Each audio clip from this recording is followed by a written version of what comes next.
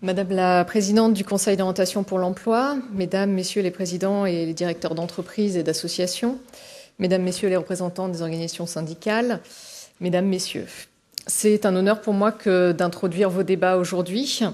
Bien que je ne puisse malheureusement pas assister aux tables rondes qui vont suivre entre vous, soyez assurés que les représentants des cabinets et de l'administration en feront le compte-rendu détaillé au Premier ministre.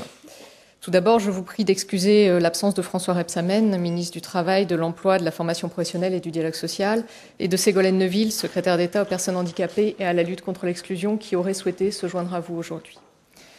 Car il s'agit au plus haut point d'une politique interministérielle placée sous l'autorité du Premier ministre, grâce au secrétariat général du Comité interministériel du handicap notamment.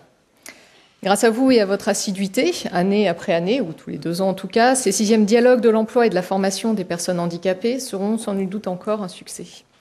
Elles montrent l'importance des lieux de rencontre entre des mondes qui ne se côtoient sans doute pas assez.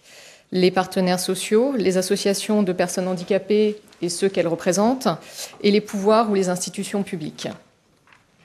Nous avons le devoir, je le crois, de concrétiser cette société inclusive que nous appelons tous de nos vœux, ainsi que d'ailleurs l'a rappelé le président de la République lors de la conférence nationale du handicap en décembre 2014.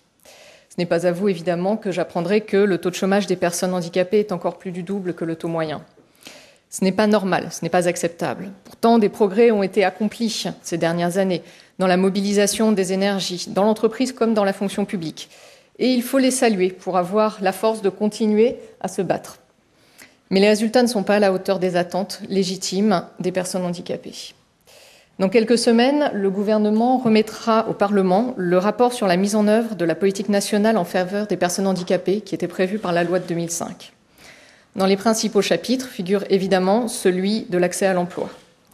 Ce sont des instruments à mobiliser, qui restent à mobiliser, comme les Cap Emploi, les dispositifs expérimentaux comme celui de Potentiel Emploi, les accords d'entreprise, la formation professionnelle et j'en oublie bien d'autres. Mais surtout, c'est un regard à changer et vous êtes là pour en témoigner de ce regard qui change. Par ces 6e dialogues, je vous remercie d'y contribuer avec toute la force de conviction qui vous caractérise. Mesdames, Messieurs, je vous souhaite des débats fructueux.